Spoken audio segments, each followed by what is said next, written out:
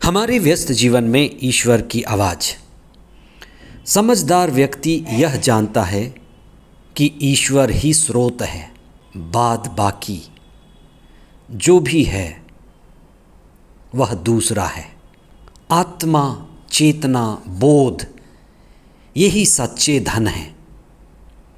हमें इन्हीं के पीछे लग जाना है। रुपया, पैसा, धन संपत्ति ये साधन हैं, सीढ़ी हैं, मंजिल नहीं है। इसलिए जो हमारे पास रुपया, पैसा, धन दौलत है उससे हमें सदुपयोग करते हुए मुक्ति की ओर गति करना है, धन संपत्ति से मुक्ति पाना है। 29वां सामान्य सप्ताह 21 अक्टूबर 2024 सोमवार।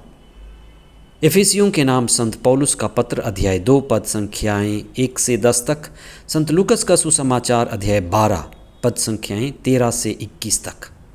मनुष्य का दुश्मन शैतान नहीं है, मनुष्य का दुश्मन पाप नहीं है। मनुष्य का सबसे बड़ा दुश्मन अज्ञानता है। न समझी गहरी मूर्छा ये मनुष्य का सबसे बड़ा दुश्मन है। बेहोशी का जीवन ये मनुष्य के जीवन की सबसे बड़ी बाधा है।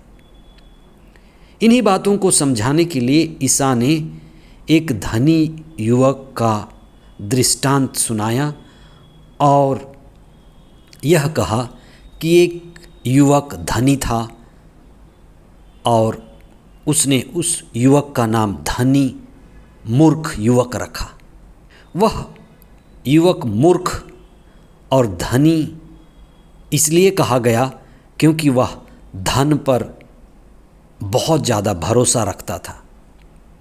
ईसा ने कहा कि उसकी ज़मीन में बहुत अच्छी फसल हुई और उसने अपना सारा समय, सारी शक्ति धन को व्यवस्थित करने में, एकत्रित करने में, अपने भंडारे को और बड़ा बनाने में लग गया, जुट गया।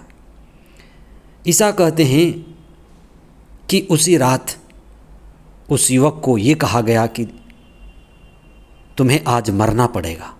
उसके धन का, दौलत का क्या होगा, वह किसका रह जाएगा। इसीलिए ईसा ने उस धनी युवक को मूर्ख धनी युवक की संज्ञा दी। ये मेरे लिए है, आपके लिए है, हम सभी लोगों के लिए चिंतन का विषय है कि मैंने ही धन को तो क्या केंद्र नहीं बना बैठा। क्या मैं अपनी सारी ऊर्जा, सब कुछ धन को इकट्ठा करने में तो नहीं लगा हूँ। क्या मेरी समझ थोड़ी गहरी है? क्या धनी होना गलत है? नहीं, धनी होना गलत नहीं, लेकिन धन को भगवान मान लेना, धन को केंद्र बना लेना मूर्खता है।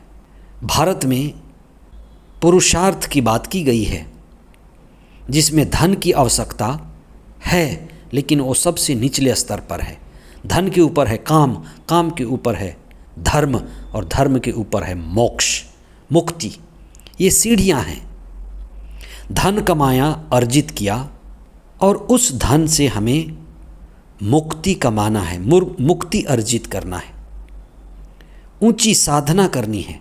उसके लिए धन चाहिए और उस धन से हमें परम आनंद तक पहुंचना है, धर्म का सहारा लेना है और अंतिम ऊंचाई मुक्ति है, परम आनंद है, जिसके लिए धन का हमें सदुपयोग करना है। ईसा ने संत लूकस के सुसमाचार अध्याय 16 पद संख्या 9 में 2 तरह के धन की बात की है। ईसा कहते हैं कि तुम झूठे धन से मित्र बना लो। जो बाहरी धन दौलत है उसे ईसा ने झूठा धन कहा है, उससे मित्र बना लो, लेकिन ईमानदारी बनाए रखो।